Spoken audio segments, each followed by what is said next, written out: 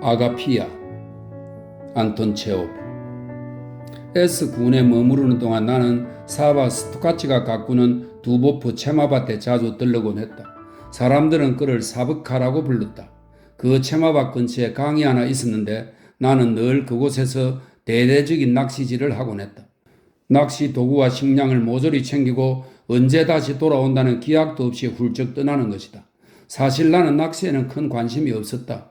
그보다는 오히려 아무 걱정 근심 없이 빈둥거리며 돌아다니고 아무 때나 밥을 먹고 사프카와 이야기를 나누고 느긋하게 고요한 여름밤을 보내는 것이 더 좋았다. 사프카는 25살 난 젊은이로 키가 크고 잘생겼으며 몸이 차돌처럼 단단했다. 그는 사려 깊고 똑똑한 데다가 글도 읽고 쓸 줄 알았고 또 술도 가끔 마셨다. 하지만 그렇게 젊고 튼튼하고 기운이 센 사람도 일꾼으로서는 쓸모가 없었다. 동아줄처럼 단단한 그의 근육 속에 어찌할 수 없는 게으름이 가득 차 있었기 때문이다.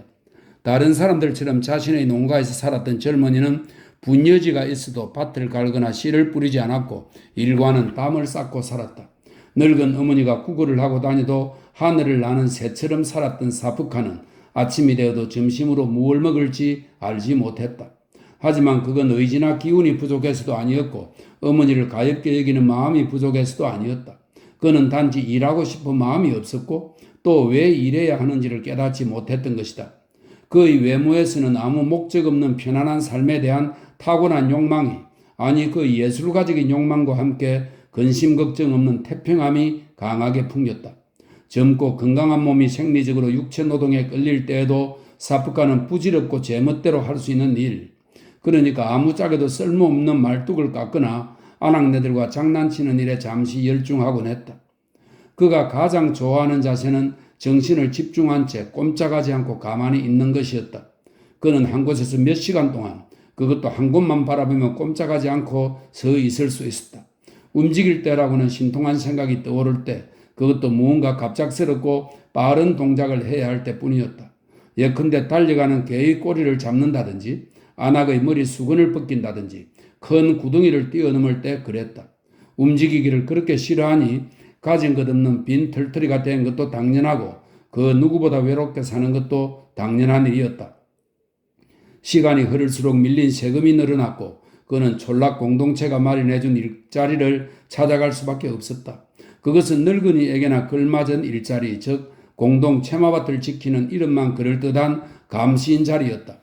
하지만 사람들이 아무리 너무 빨리 늙어버린 것 아니야 라고 놀려대도 그는 아랑곳하지 않았다. 꼼짝않고 생각에 잠길 수 있는 그곳, 편안하고 조용한 그곳이 그의 천성에 딱 맞았기 때문이다.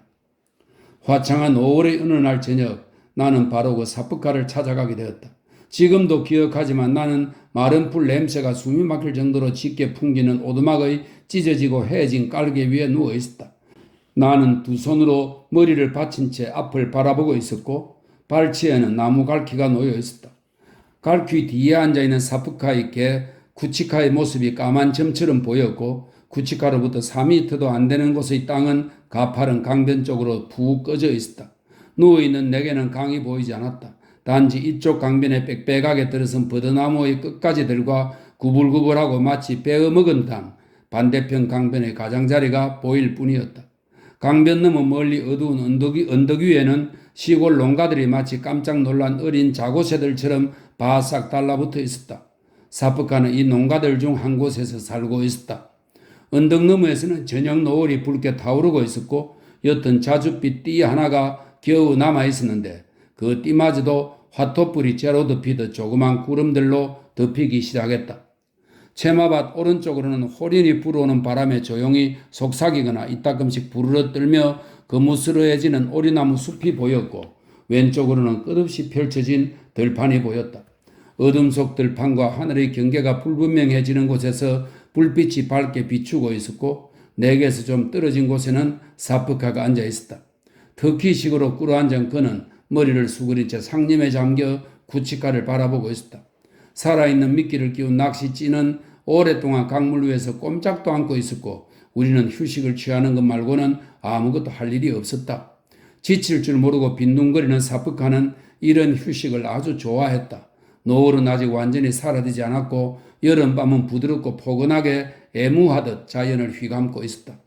모든 것들이 깊은 첫잠에 빠져들고 있을 때 깨어있는 낯선 새 한 마리만이 엄지를 또박또박 끊으며 길게 소리내어 울고 있었다.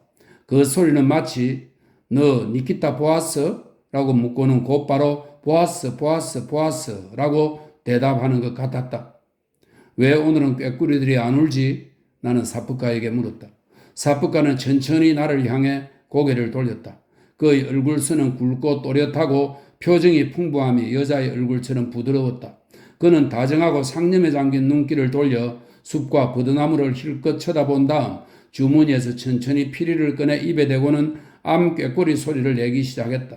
그러자 그의 피리 소리에 화답이라도 하듯 맞은편 강변에 있는 뜸부기가 울기 시작했다. 나으리 꾀꼬리입니다. 샤프카가 쓴 웃음을 지었다. 뜸북 마치 낚시를 잡아당기는 소리 같지만 아마 저놈은 노래하고 있다고 생각하겠지요. 난 이 새가 마음에 들어. 내가 말했다. 알고 있나? 이동할 때 뜸부기는 땅 위를 뛰어간다네. 강과 바다를 건널 때가 아니면 늘 걸어다니지. 호호 놀랍군요. 사프카는 큰 소리로 우르대는 뜸부기 쪽으로 존경 어린 눈길을 보내며 중얼거렸다. 사프카가 이야기 듣는 것을 매우 좋아한다는 사실을 알고 나는 책에서 읽은 뜸부기 이야기를 모두 해주었다. 그리고 나는 어느새 뜸부기 이야기에서 새들의 이동에 관한 이야기로 넘어갔다. 사프카는 눈 한번 깜빡이지 않고 내 이야기를 유심히 들었고 듣는 내내 만족스러운 미소를 지었다. 그럼 새들의 고향은 어딘가요? 그가 물었다. 어딘가요? 다른 곳인가요? 물론 여기지.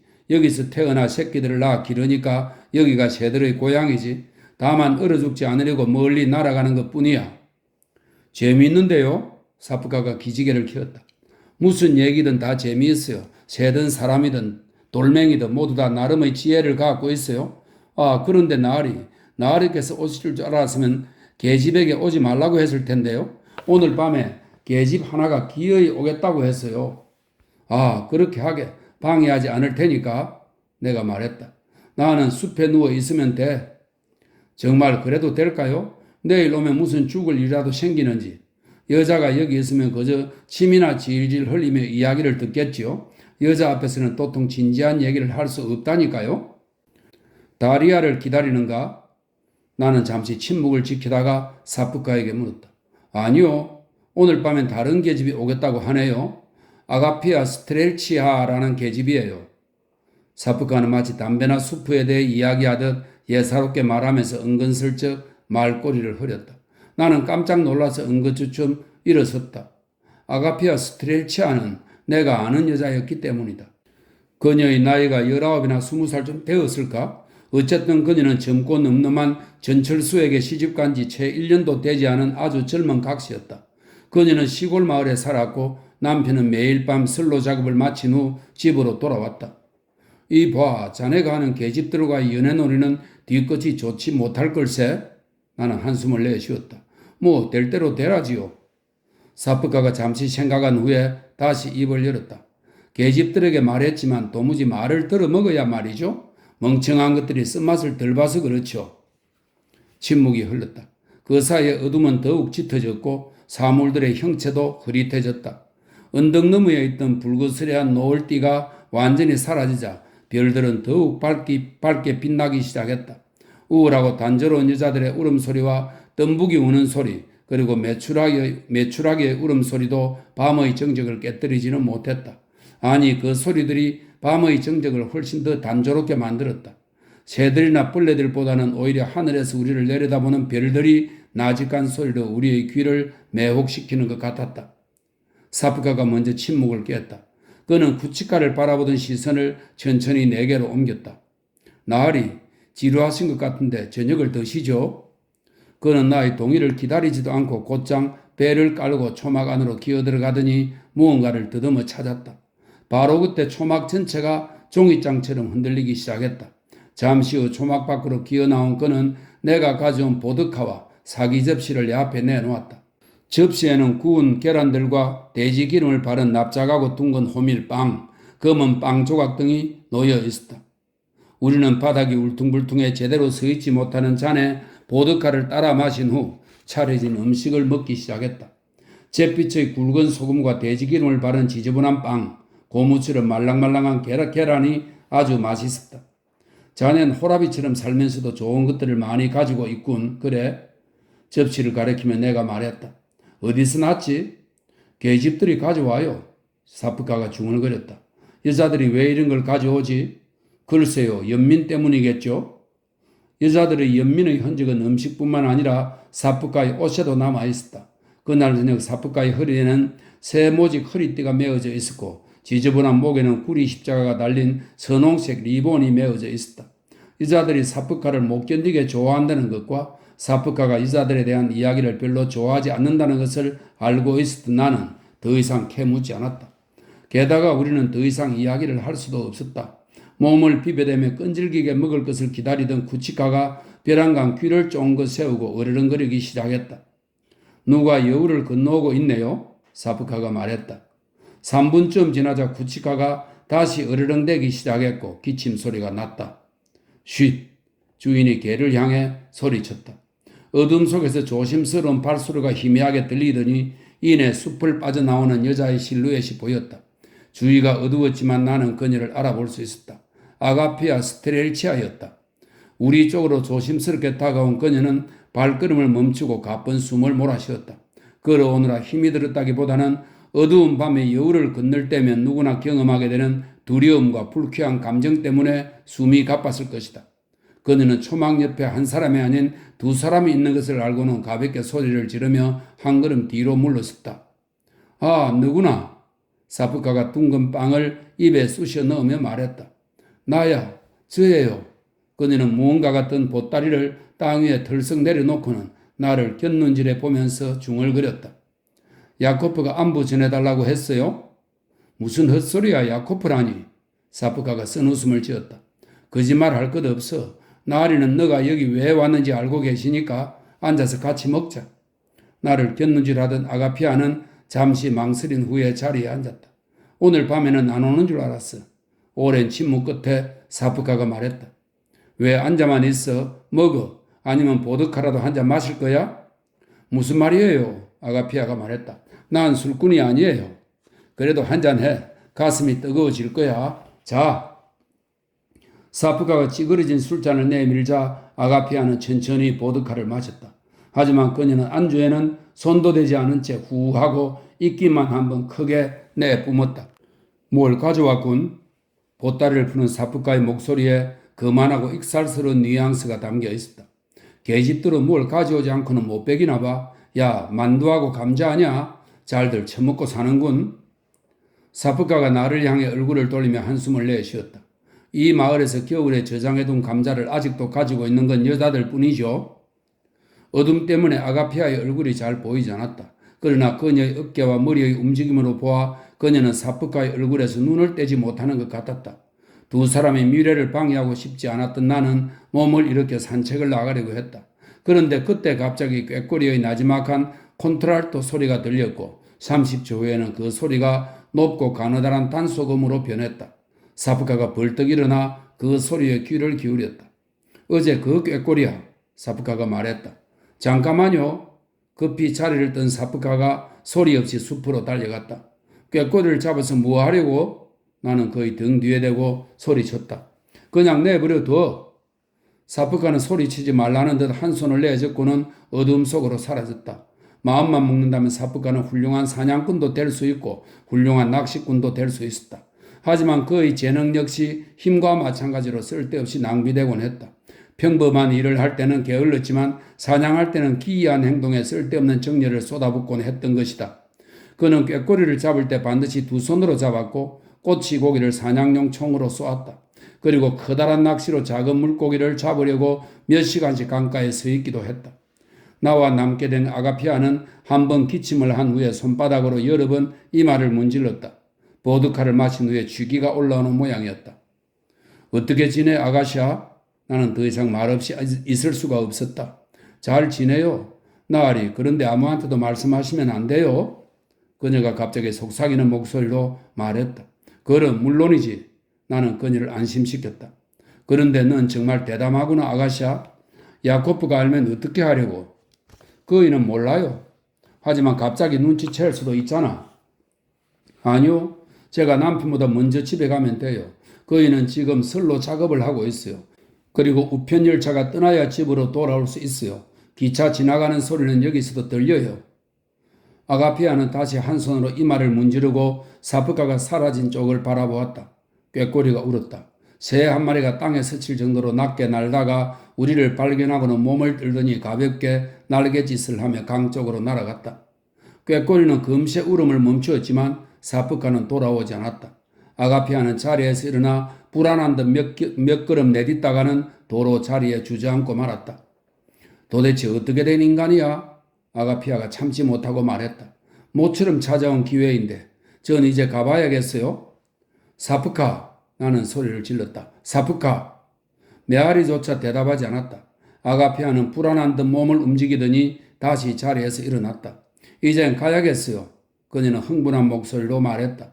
이제 기차가 올 거예요. 전 기차가 언제 지나가는지 알아요. 가련한 여자의 말은 틀리지 않았다. 15분도 지나지 않아 기차 소리가 희미하게 들려왔다. 아가피아는 오랫동안 숲을 응시하더니 초조하게 두 손을 움직이기 시작했다. 그런데 그는 어디 있죠? 아가피아가 신경질적으로 웃으며 말했다. 악마가 데려가 버렸나? 저는 가요. 나으리 정말 갈게요. 그 사이에 기차 소리는 더욱 또렷해져서 바퀴 굴러가는 소리와 기관차의 칙칙거리는 소리를 분명하게 구별할 수 있었다. 그때 기적이 울리더니 기차가 둔중한 소리를 내며 다리 위를 지나갔고 1분쯤 후에는 다시 조용해졌다. 조금만 더 기다릴래요. 아가피아가 단호하게 말한 후 자리에 앉으며 한숨을 내쉬었다. 그래요. 기다려야지. 마침내 어둠 속에서 사프카가 나타났다. 그는 보드라운 채마밭 흙을 맨발로 소리 없이 밟으며 조용히 흥얼거리고 있었다. 이게 바로 행복이지요? 그는 즐겁게 웃었다. 덤불로 다가가서 한 손으로 그놈을 잡으려고 했는데 입을 딱 다물어 버리지 뭐예요. 에이 빌어먹을. 다시 노래하기를 눈 빠지게 기다리다가 그냥 포기했어요.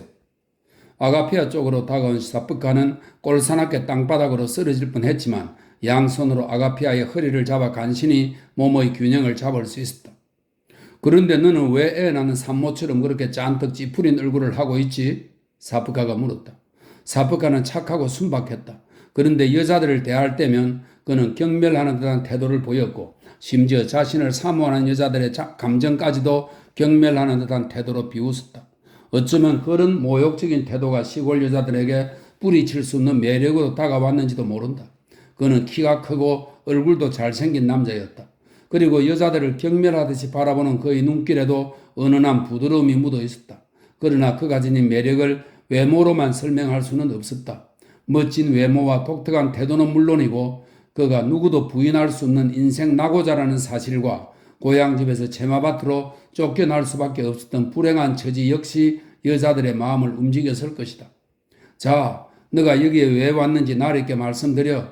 아가피아의 허리를 잡고 서 있던 사프카가 말했다. 자, 말해봐, 이 여편네야. 하하, 이봐, 아가씨야, 보드카 한 잔 더 할까?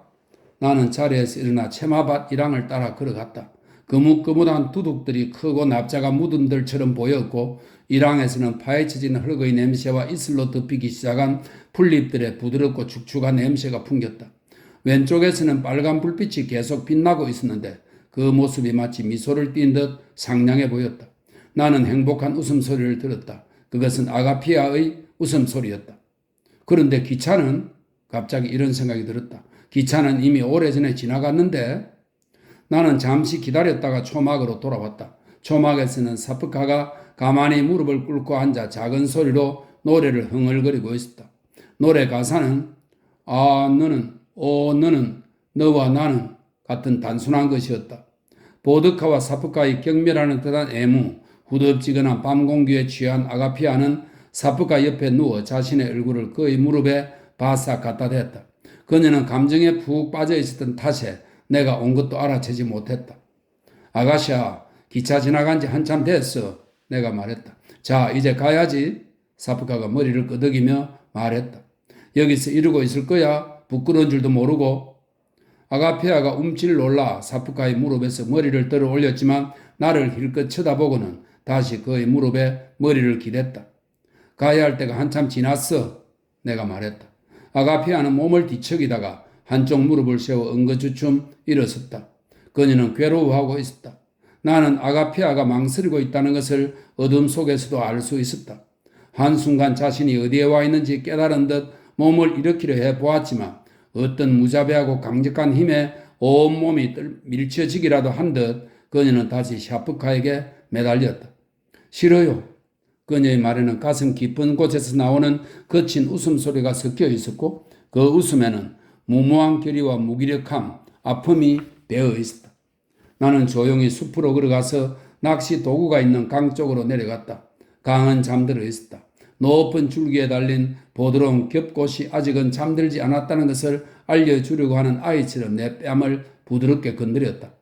특별히 할 일이 없었던 나는 낚싯줄을 더듬어 찾아 잡아당겼다. 하지만 낚싯줄은 힘없이 들어 올려졌다. 아무것도 잡히지 않은 것이다. 맞은편의 강변과 마을은 보이지 않았다. 한 농가에서는 불빛이 반짝이다가 이내 꺼져버렸다. 나는 강변으로 내려가 낮에 보아둔 우묵한 자리를 찾아 마치 안락 의자에 앉듯 편안하게 앉았다.